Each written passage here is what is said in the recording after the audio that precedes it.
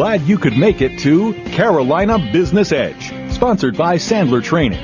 Our business arena is filled with hardworking professional people, achievers looking for insights into what propels salespeople, managers, business owners, and CEOs towards success. Each week at this time, you'll hear from the Carolinas' top executives who give us a look inside their toolbox of practices, outlooks, and attitudes, and relate their stories of business lows and ultimate heights. Information about this challenging sales and management environment, which can give you the edge over your competition. Now, South Carolina's premier business development expert and master trainer, your host, Bill McCrary.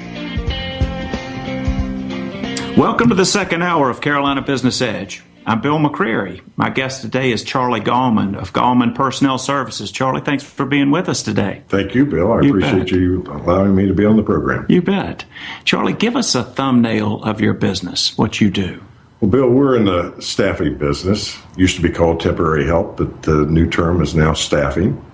And we're a full-service staffing company. We do obviously temporary placements. We do direct placements through our direct hire division.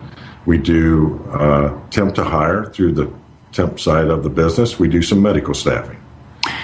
And Charlie, you've been in that business how long? Well, I started in the business in 1982 with a franchise operation. Okay. And I sold my franchise in 1985 and went independent. So we're in our 26th year. And you were in the infancy of this business, were you not? Well, it was selling the concept at the time when I got in the business. It was, convincing companies that we could provide them with people that would not be on their payroll. And so, yes, it was a lot of fun. It was a little harder sell than what it is today from the standpoint you had to convince them that we were going to provide them people that were on our payroll to do work in their plant under their supervision. Now it's more of unfortunately, it's kind of become a commodity type selling now. And obviously, there's a lot more competitors in the marketplace than what there was in 1982.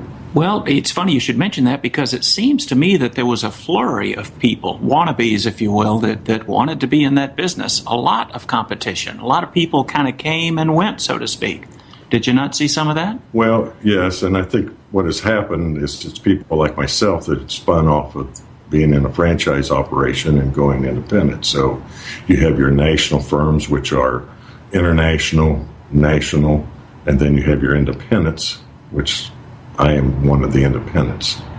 So is there a tendency for you when it comes to the bigger opportunities to hear something like, wow, we're tied up in a national contract or something to that sort?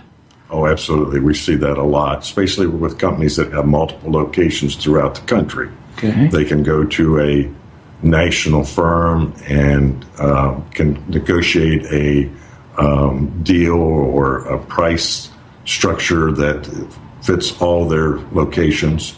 And so that kind of forces the independents to look for other opportunities. You bet. But then sometimes those are the very large accounts. I don't know if those are ideal for you or not. Who is an ideal client for you?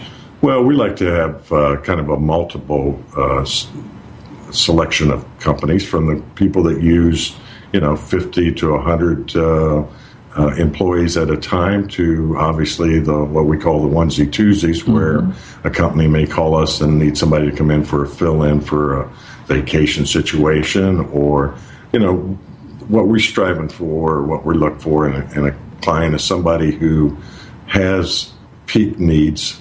All companies have seasonal business. It may last for a month, it might last for 2 or 3 months, and they don't want to go out and hire people knowing that at some point they're going to have to lay them off.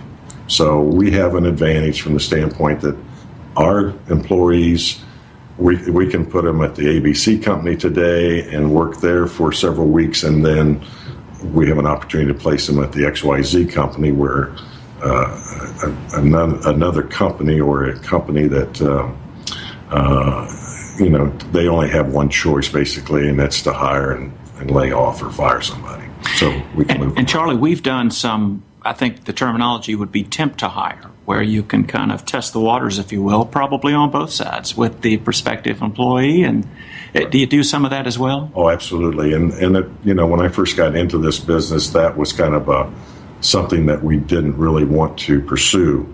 But over the course of between competition and companies wanting to evaluate somebody before they brought them on a full-time basis, we started doing more and more of that. Mm-hmm. And normally they work for a length of time, usually on an hour basis, that they work on our payroll, and then they just roll. If the company's satisfied and they're happy with the employee, and the employee wants to work there, then they just roll over onto their, into their full-time workforce. Gotcha. Mm-hmm. And you said you started as a franchise. What got you in the business?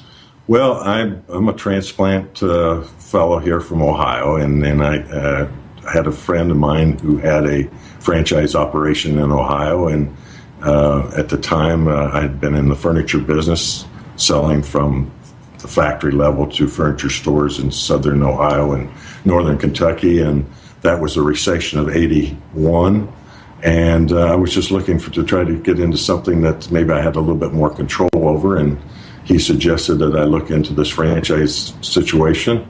At the time, they were franchised in Columbia, South Carolina, and so my wife and I decided to sell our home and cash in her retirement program and put it all out on the line and move to South Carolina.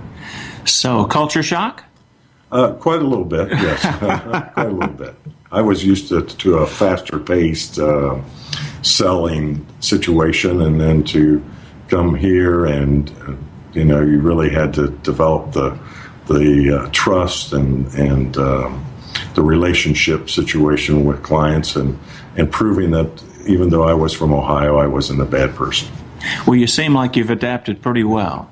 Well, thank you. Yes, it's been great. I look back and sometimes question my decision at that time. I was 34 years old and had a son that was 3 and a daughter 1, and to pick up and move down here was kind of a scary thing, but it turned out to be a very good move for me. You bet.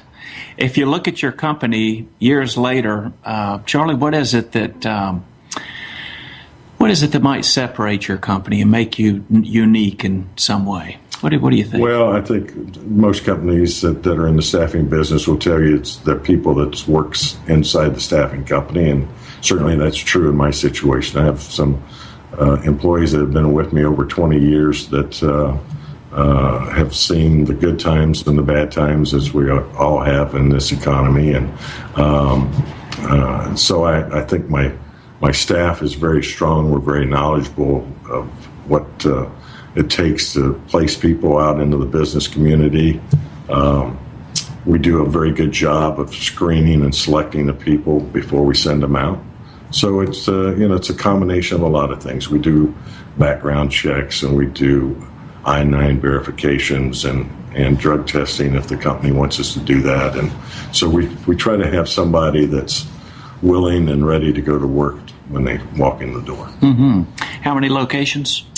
We have 5 locations. We have 4 here in South Carolina and 1 in Hot Springs, Arkansas. Mm-hmm.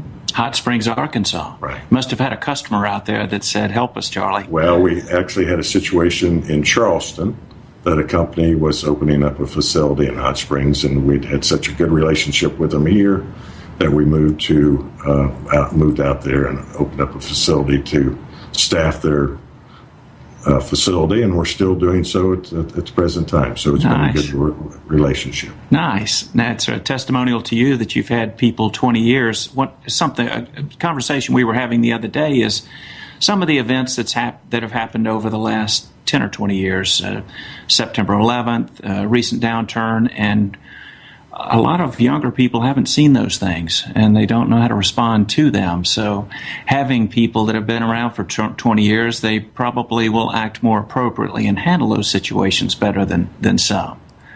Well, in my course of my time, we've had the 80 recession, the in the 90s. I think this is about the 5th one. Obviously, this is the the longest and the hardest recession that I've been through in my lifetime. So you have your good times and you have your bad times. And when you get into the bad times, you just have to, kind of buckle down and work through it. So hopefully we're going to see the end of that soon.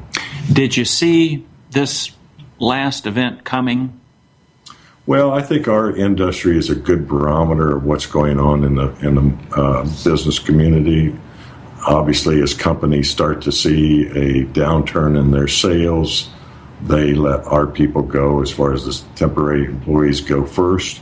And then by the same token, when we start to come out of recession, the staffing industry normally sees an increase in their workload and the number of job orders that are coming in. So to answer your questions, yes, we saw it. We didn't anticipate, obviously, it being quite as long as it has been. Sure. Did you have a contingency plan in place?